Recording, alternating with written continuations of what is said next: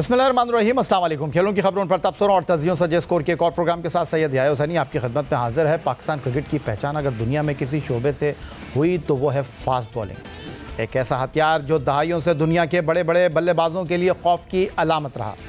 सफ़र फजल महमूद मरहूम से शुरू हुआ, सरफराज नवाज़ इमरान खान ने आगे बढ़ाया और फिर वसीम अकरम और वक़ार यूनुस की जोड़ी। जब शोएब अख्तर की दुनिया की तेज़ तरीन गेंद, पाकिस्तान ने हमेशा दुनिया को नाकाबिल यकीन रफ्तार स्विंग और यॉर्कर्स देने वाले फास्ट बॉलर्स दिए हैं और ये सिलसिला शाहीन शाह अफरीदी और हारिस रऊफ समेत दीगर बॉलर्स की सूरत में अब भी हमारे सामने मौजूद है। अब एक नई नस्ल उभर रही है। प्लेटफॉर्म है पाकिस्तान सुपर लीग और सीज़न 10 ने कई नौजवान फास्ट बॉलर को वो मुकाम दिया है जो कल उनके लिए कौमी टीम के दरवाजे खोल सकता है। 17 साला अली रज़ा, जिन्होंने अपनी तेज़ रफ्तार गेंदों से सबकी नज़रें अपनी जानिब की। सवात से ताल्लुक़ रखने वाले फवाद अली, जिन्होंने PSL 10 की तेज़ तरीन गेंद कराई। लाहौर कलंदर के सलमान मिर्ज़ा, जो इससे कबल भी PSL में परफॉर्म कर चुके, लेकिन यह सीज़न उनके लिए यादगार रहेगा। ये सब इस बात का सबूत हैं कि पाकिस्तान में फास्ट बॉलिंग की रिवायत न सिर्फ ज़िंदा है बल्कि मज़ीद निखर रही है। पाकिस्तान सुपर लीग सीज़न 10 में फ़ास्ट बॉलिंग पर गुफ्तगू करने के लिए हमारे साथ अमेरिका के शहर ह्यूस्टन से मौजूद हैं वनडे इंटरनेशनल क्रिकेट में पहली हैट्रिक करने वाले फ़ास्ट बॉलर और क्वालिफाइड कोच जलालुद्दीन साहब। खुशामदीद कहते हैं आपको। जलालुद्दीन साहब, पाकिस्तान सुपर लीग सीज़न 10 में हमने देखा, टॉप बॉलर्स की बात करें तो इस सीज़न में अगर मैं राज करने की बात करूं तो हसन अली ने कम बैक किया, फ़हीम अशरफ भी अपनी उम्दा बॉलिंग से मुतासर करने में कामयाब रहे, लेकिन शाहीन शाह अफरीदी ने आखिरी मैचों में शानदार बॉलिंग का मुजाहरा किया। फजल महमूद कैप का हुसूल यकीनी बनाया अपने लिए। शाहीन शाह अफरीदी ने 13 मैचों में 19 विकेटें हासिल की। इसके बाद कोयटा ग्लैडिएटर के mystery leg spinner Abrar Ahmed हैं। टॉप 5 बॉलर्स में अबरार अहमद वाहिद स्पिनर हैं जिन्होंने 12 मैचों में 17 खिलाड़ियों को आउट किया। हसन अली ने शानदार कम बैक किया, वो 10 मैचों में 17 विकेटों के हुसूल में कामयाब रहे। फिर अब्बास आफरीदी, जिन्होंने 11 मैचों में 17 विकेटें लीं। हारिस रऊफ ने भी 17 और फ़हीम अशरफ ने भी 17 ही खिलाड़ियों को पवेलियन की राह दिखाई। तो जलालुद्दीन साहब, गुफ्तगू की शुरुआत आपसे करना चाहूँगा कि हम नौजवान फास्ट बॉलर्स पर तो आगे चलकर बात करते हैं, लेकिन हमने देखा कि इस सीज़न में हसन अली एक बार फिर रिदम में नज़र आए।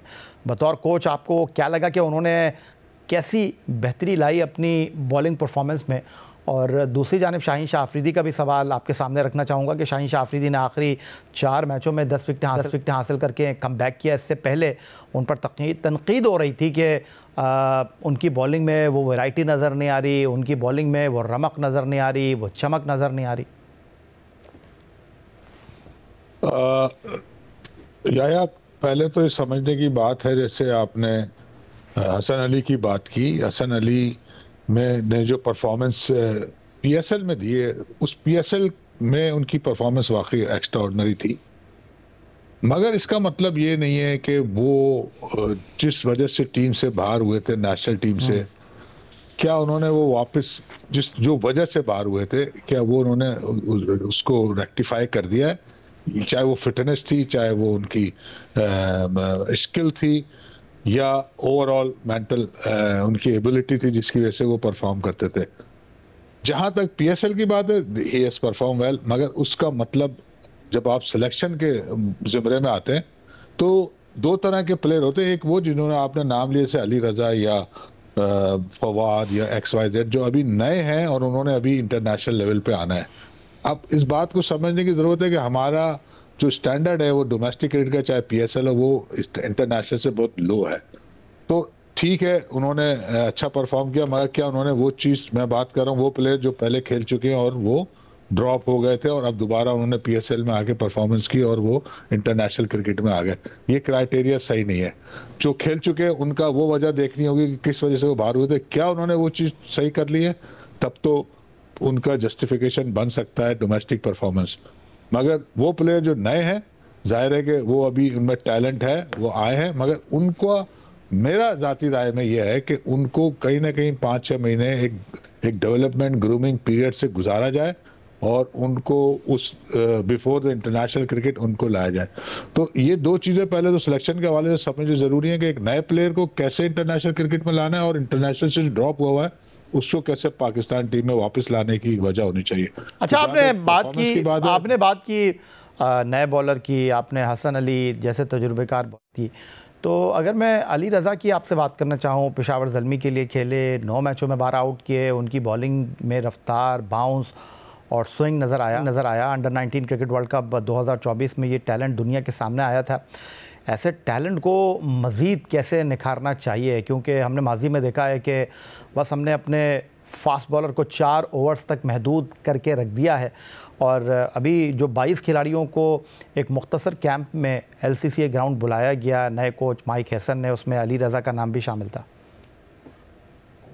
देखिए, no doubt Ali Raza is very talented और उन्होंने जिस लेवल पे यानी कि हमारे डोमेस्टिक लेवल पे परफॉर्मेंस दी है, इससे हम इंटरनेशनल लेवल पे प्रोफेशनल एटीट्यूड कहते हैं। फिर लाइफ स्टाइल को उनकी डेवलपमेंट करनी है ताकि जब वो इंटरनेशनल क्रिकेट में जाए तो अपने आप को सीमेंट कर सके, यानी अपनी जगह को मजबूत कर सके। हमारे पास हमने पिछले 3-4 सालों में देखा प्लेयर आ रहे हैं, जा रहे हैं, वो सारे टैलेंटेड थे, मगर उनका इंटरनेशनल क्रिकेट में जल्दी ले आना या उनको ग्रूम नहीं करना, उसकी वजह से वो बाहर होते रहे। अच्छा, मैं यही आपसे जानना चाह रहा हूँ जलालुद्दीन साहब के सिर्फ 17 साल की उम्र में 140 किलोमीटर फी घंटा की रफ्तार से बॉलिंग करना अली रज़ा की सलाहियतों का मज़हर है। आप उनमें ऐसी कौन सी खासियत देख रहे हैं जिसने आपको सबसे ज़्यादा मुतासर किया है? देखिए, जो भी फास्ट बॉलर की 3-4 अच्छी बातें होती हैं, उसमें उसका पेस होता है, उसका कंट्रोल होता है और अंडर प्रेशर परफॉर्म करने की सलाहियत होती है। यानी जब प्रेशर आया हुआ हो, मुश्किल वक्त हो, उस वक्त वो परफॉर्म कर सके। ये चीज़ उनकी नज़र आई है। लाइन उनका कंट्रोल रहा है, बहुत अच्छी बॉलिंग की है, पेस भी उनके पास है और मैंने देखा है जब मुश्किल वक्त में बॉल की है तब भी उन्होंने अच्छा किया। मगर ये किया है अभी डोमेस्टिक लेवल पे। अभी हम बात करेंगे इंटरनेशनल की तो फिर इसे डिफरेंट स्टोरी। उनके उस एटीट्यूड को, फिटनेस उनकी जो आज इस लेवल पे है वो नहीं है। फिर जैसे आपने खुद भी कहा कि ये अभी हमने उन्हें 4 ओवरों में देख रहे हैं, क्या हमने उन्हें फर्स्ट क्लास में, मुझे नहीं पता कितनी उन्होंने बॉलिंग की है और उसके बाद वो कितना अपने आप को फिट समझते हैं फॉर इंटरनेशनल क्रिकेट। और एटीट्यूड, वो बड़ा प्रोफेशनल एटीट्यूड क्या होता है कि उन्हें हर चीज इस तरह से पता होगा मुझे क्या करना है और वो खुद उस बात को करते हो, कोच को कहने की जरूरत ना हो जो उनको प्रोग्राम दिया गया। तो ये वाली चीजें अगर उनमें डेवलप हो जाएंगी तो he can sustain at international level. Talent की कोई कमी नहीं है, टैलेंट की मैं कमी नहीं कह रहा, मगर जब आप जाते हैं इंटरनेशनल में तो हमारे डोमेस्टिक का उसका फर्क बहुत पड़ा है। अच्छा जलालुद्दीन साहब, एक इम्पॉर्टेंट सवाल आपके सामने रखना चाहूँगा कि अली रज़ा जैसे कम उम्र फास्ट बॉलर को अभी मुकम्मल तौर पर फर्स्ट क्लास और हाई परफॉर्मेंस सेंटर के ढांचे से गुज़रना चाहिए, तो ऐसे में आप क्या समझते हैं कि हमारे नौजवान उभरते हुए फास्ट बॉलर को हमको क्या गैर मुल्की लीग क्रिकेट से अभी फ़िलहाल दूर रखना चाहिए? देखिए, दूर तो रख नहीं सकते आप क्योंकि ये एक नेसेसिटी बन गई है। हाँ, मगर उनको साथ उनका एक पूरा शेड्यूल होना चाहिए, एक प्रोग्राम होना चाहिए, उसको उन्हें फॉलो करना। जो मैंने पहले कहा ना, प्रोफेशनल एटीट्यूड, वो यही होता है कि हमें खुद को उसे पता होगा मुझे क्या क्या ना करना है। एज तो बहुत अच्छी है उनकी, फिटनेस पे थोड़ा मैं समझता हूँ कि अभी काम करना होगा क्योंकि शुरू से फिटनेस पे काम करते नहीं है। तो वो शेड्यूल की जो बात की है उसमें वो चीज़ आ जाएगी कि उन्हें कैसे अपने आप को यूटिलाइज करना है और अपनी फिटनेस को भी मेंटेन रखना है और परफॉर्म भी करना है। तो ये सारी चीज़ें हमें एक ऐसे उनके लिए ग्रूमिंग प्रोग्राम होना चाहिए 5-6 महीने का, और फिर उसके बाद वो लीग में जरूर खेलेंगे। वो लीग खेले बगैर तो अब आजकल दुनिया में गुजारा होता नहीं है ना, क्योंकि उसमें पैसे भी मिलते हैं और फिर आपको लर्निंग भी होती है। मगर खाली अगर आप लीग के लिए बात कर रहे हैं और उन्हें किस कैटेगरी में आप गिन रहे हैं, 2020 के फॉर्मेट में गिन रहे हैं या आप चाहते हैं कि वो टेस्ट क्रिकेट भी खेलें, तो उसके लिए उन्हें मजीद अपने आप को डेवलप करना होगा उस क्रिकेट के लिए जिसमें वो खेलना चाहते हैं। फास्ट बॉलर जलालुद्दीन साहब हमारे साथ मौजूद थे। मिलते हैं ब्रेक के बाद।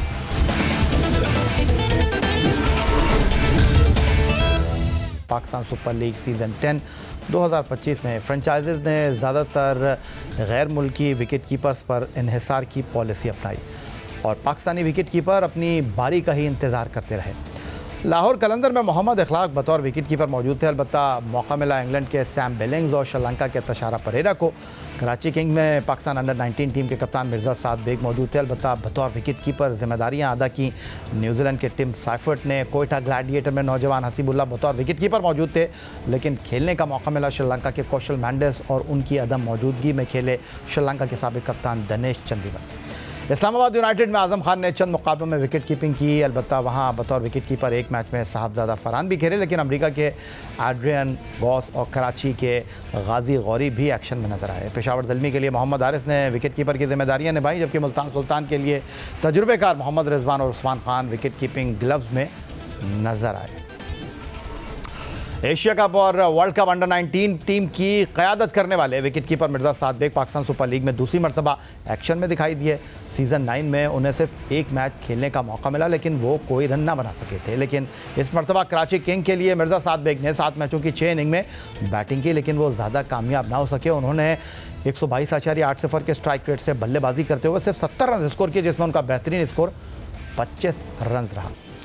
जी जनाब, मिर्ज़ा साद बेग जिन्होंने अंडर 19 वर्ल्ड कप में पाकिस्तान टीम को लीड किया, स्टूडियो में हमारे साथ मौजूद हैं। सबसे पहले तो मिर्ज़ा साद बेग साहब खुश आमदीद कहेंगे आपको, और ये बताइए कि अंडर 19 टीम में जगह बनाने तक का सफ़र आपका कैसा रहा। आपने एशिया कप और वर्ल्ड कप में पाकिस्तान टीम को लीड भी किया, सेमीफाइनल में भारत से शिकस्त हुई, लेकिन मजमूई तौर पर टीम की कारकर्दगी बेहतर रही थी। अंडर 19 वर्ल्ड कप जैसे आलमी स्टेज पर खेलना तजुर्बा कैसा रहा, वहाँ क्या सीखा आपने? जी ऑब्वियसली मैंने डोमेस्टिक खेलते हुए पीस से अंडर 19 कराची को रिप्रेजेंट किया, और एक बहुत अच्छा सफ़र रहा, क्योंकि मैं अपनी स्टेज किड से चलता हुआ आ रहा था।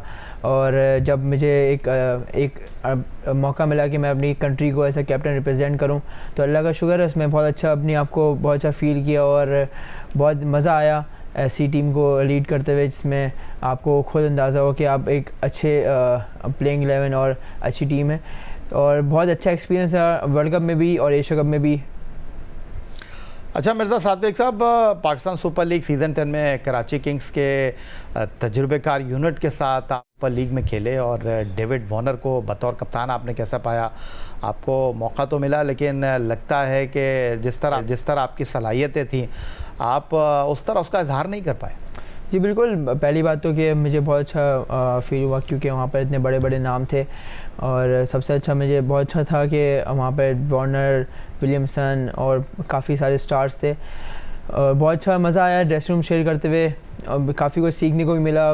मैं उतने उस तरह से एक्सप्रेस नहीं कर पाया, तो इस तरह परफॉर्मेंस को मैं शो नहीं कर पाया, लेकिन यही है, काफ़ी कुछ सीखने को मिला और काफ़ी कुछ मैंने वहाँ से लर्न किया है। कोशिश करूँगा कि आइंदा आने वाले सीज़न में, आइंदा आने वाले टूर्नामेंट्स में इसको बेहतरी करूँ। ठीक हो गया। तो साथ ये बताइएगा कि नौजवान खिलाड़ी के तौर पर पाकिस्तान सुपर लीग की टीम कॉम्बिनेशन का आप हिस्सा बने, डेफिनेटली आप पर दबाव भी होगा, इतने बड़े खिलाड़ियों के साथ आप खेले, मोहम्मद नबी अफ़गानिस्तान के, उसके अलावा टिम साइफर्ट न्यूजीलैंड के, डेविड वॉर्नर, फिर उसके साथ आपके साथ जेम्स विंस भी खेले। उनसे क्या सीखने का मौका मिला आपको?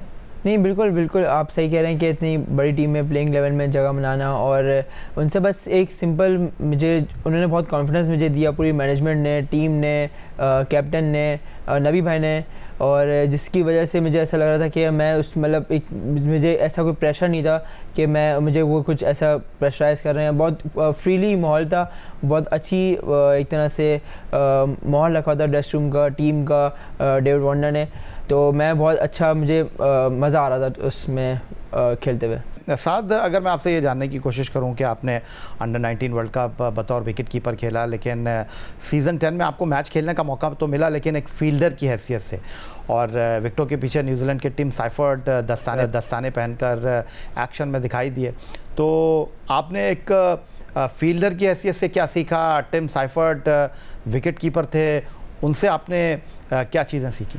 देखिए, मैं नहीं समझता कि ऐसी कोई मुझे टीम की जो रिक्वायरमेंट थी, मुझे उन्होंने बोला था कि आप एज अ फील्डर खेलोगे, तो उसमें मैंने उनसे बोला कि मुझे कोई मसला नहीं है, मैं एग्री किया मैंने उसमें, और काफ़ी कुछ सीखने को मिला कि आपको किसी भी टीम की जो नीड हो आपको वो करना चाहिए, और उसमें टीम को बेस्ट देना चाहिए उसी चीज़ को लेके। तो मैंने फील्डिंग की, और मैंने अच्छा फील किया कि वो फर्स्ट टाइम मेरा एज अ फील्डर लीग में फील्डिंग थी, तो मैंने अल्लाह का शुक्र है, उसमें मैंने अपने आप को बहुत अच्छा फील किया और कोशिश की कि अच्छे से अच्छा करूँ। साइफर्ट से क्या सीखा एज ए विकेट कीपर आपने? मैंने उनसे मतलब उन्होंने जो ऑफ द फील्ड, जो हम लोग जब बैठे हुए, तो मैंने उनसे कीपिंग की, उनकी जो ड्रिल्स हैं, उन्होंने एक दो कैच भी बहुत अच्छे किए टूर्नामेंट में। तो बस यही था कि जो उन्होंने अपने मुझे वर्क एथिक्स और जो चीज़ें बताई, तो उन्होंने मुझे बताया, कोशिश करूँगा कि अपने ऑफ सीजन में इस पर काम करूँ। अच्छा, जिस तरह आपने कहा कि टीम की रिक्वायरमेंट को मद्देनज़र रखते हुए जिस तरह कराची किंग्स की मैंने कहा, तो आपने कहा ठीक है मैं एज ए फील्डर खेलने के लिए तैयार हूँ, एज ए बैट्समैन अपनी खिदमत अंजाम देने के लिए तैयार हूँ। माजी में हमने देखा सरफराज अहमद रिजवान के दरमियान मुकाबला रहा। अब अगर मौजूदा टीम की मैं बात करता हूं तो मोहम्मद हारिस अब विकेटों के पीछे आपको दिखाई दे रहे हैं, उस्मान खान भी आए, तो अब कंपटीशन बहुत टफ़ है। तो ऐसी सूरत हाल में क्या मैं ये कह सकता हूं कि इंटरनेशनल क्रिकेट खेलना, अपने आप को मनवाना, आप इस चीज़ के लिए तैयार हैं कि जहां जब जैसे मौका मिले आप उसके लिए तैयार हैं? जी बिल्कुल, ऐसे ही होना चाहिए। एज अ प्लेयर मैं अपने आप को ये समझता हूँ कि मुझे जहाँ जैसा जिस टाइम भी मौका मिले और जो टीम के रिक्वायरमेंट्स हो, मैं उस पर अपने आप को तैयार करूँ और इसी चीज़ को मैं अपने आप प्रिपेयर करूँ कि मैं वो चीज़ में पूरा उतर सकूँ और टीम को मैं उस चीज़ में फ़ायदा दे सकूँ। तो साथ जो अब मौजूदा मैनेजमेंट की हम बात करें या पाकिस्तान क्रिकेट बोर्ड की हम बात करें, तो नौजवान खिलाड़ियों पर बड़ा इन्हिसार है, बड़ी बात की जा रही है नौजवान खिलाड़ियों की। बांग्लादेश के ख़िलाफ़ सीरीज़ में हमने देखा कि नौजवान खिलाड़ियों को मौका दिया गया, लेकिन आपने अपना career as a wicket keeper शुरू किया, तो डेफिनेटली आप चाहेंगे कि एक विकेट कीपर की हैसियत से अपने आप को आगे बढ़ाएं। सबसे पहले तो ये जानना चाहूँगा कि आप किस विकेट कीपर को फॉलो करते हैं? मैंने शुरू से पाकिस्तान के हमारे फॉर्मर विकेट कीपर राशिद लतीफ़, उनको फॉलो किया है। उनकी मैंने ड्रिल्स और वीडियोस वगैरह काफ़ी देखी हैं, तो उनसे मैंने ऑफ द फील्ड भी काफ़ी दफ़ा बात की कीपिंग को लेके, तो उनको मैंने काफ़ी ज़्यादा फॉलो किया है। चलें, राशिद लतीफ़ की बात कर रहे हैं मिर्ज़ा साद बेग साहब, तो पाकिस्तान के former test wicket keeper Rashid Latif साहब की तरफ चलते हैं और उनसे पूछते हैं कि मिर्ज़ा साद बेग को पाकिस्तान सुपर लीग सीज़न 10 में खेलता हुआ देखा, एक फील्डर की हैसियत से खेलता हुआ देखा, इनके करियर को आप किस तरह देख रहे हैं और क्या कहना चाहेंगे? जी राशिद लतीफ़ साहब। जी या साहब को अंडर 19 में भी देखा, वर्ल्ड कप साउथ अफ्रीका, फिर कराची किंग्स से भी खेलते हुए देखा। पॉजिटिव वाइब्स आती हैं इनको देख के, ये सिचुएशन को देख के अपनी बैटिंग करते हैं और जल्दी आउट हुए काफ़ी दफ़ा, लेकिन इंटेंट अच्छी रही इनकी कि टीम के लिए करना है, सेल्फिश नहीं नज़र आए, ये क्वालिटी है। एज ए विकेट कीपर बहुत अच्छी विकेट कीपिंग की है इन्होंने, लेकिन अभी बहुत सख्त ज़रूरत है मेहनत की। वो इस वजह से मैं कह रहा हूँ कि यंग एज में मोस्टली विकेट कीपर बैटिंग में लग जाते हैं और विकेट कीपिंग को इतनी तरजीह नहीं देते, जिसकी वजह से उनको आगे मुश्किलात होती हैं। और यही टाइम है इनका कि ज़्यादा वक्त विकेट कीपिंग को भी दें। बहुत एनर्जेटिक हैं, लाइट वेट हैं, मूवमेंट अच्छी है इनकी, ग्लव वर्क अच्छा है और बेस्ट विशेज़ मेरी साथ के साथ हैं और अच्छा खेलें। और पाकिस्तान टीम को ज़रूरत है विकेट कीपर की आगे जाके, और इनमें काफ़ी टैलेंट है कि ये इस जगह को पुर कर सकते हैं, फिल कर सकते हैं, लेकिन इसमें बहुत मेहनत दरकार है और ये करते हैं मेहनत। बहुत करीब से देखा है इनको मेहनत करते हुए और हमारी बेस्ट विशेज़ साथ के साथ हैं। तो साथ जाते जाते आखिर में क्या कहना चाहेंगे कि अब तक जितनी क्रिकेट खेली है और पाकिस्तान सुपर लीग भी खेले हैं, तो अब किस तरह अपने करियर को आगे बढ़ाना चाहते हैं? और जिस तरह आपने कहा चलें टीम की रिक्वायरमेंट थी, लेकिन आप बतौर विकेट कीपर अपने करियर को बनाना चाहते हैं या बतौर बैट्समैन? नहीं, ऑब्वियसली मैं बतौर विकेट कीपर बैट्समैन अपने आप को आगे बढ़ाना चाहता हूँ और आगे भी यही है कि अभी बहुत सारी क्रिकेट्स हैं, डोमेस्टिक है, हमारे फर्स्ट क्लास है, उसमें अपना जितने से अच्छा अपने आप को परफॉर्मेंस वाइज शो करूं और फिर इस सर्किट में अच्छे से अच्छा अपनी परफॉर्मेंस दिखाता रहूं। बहुत शुक्रिया। हमारी बेस्ट विशेज़ है मिर्ज़ा साद बेग साहब आपके लिए कि आप इसी तरह उम्दा कारकर्दगी का मुजाहरा करें और जो आपके गोल्स हैं उनमें आपको कामयाबी मिले। यही आज का हमारा प्रोग्राम था। एक्स अकाउंट पर आप हमें फॉलो कर सकते हैं, ईमेल कर सकते हैं, अपनी राय से आगाह कर सकते हैं score@jio.tv पर। इस दुआ इस उम्मीद इस तवक्को के साथ कि पाकिस्तान में खेलों खिलाड़ी तरक्की करते रहें। सैयद याहिया हुसैनी को स्कोर की पूरी टीम के साथ अगले प्रोग्राम तक के लिए इजाज़त दीजिए। अल्लाह हाफ़िज़।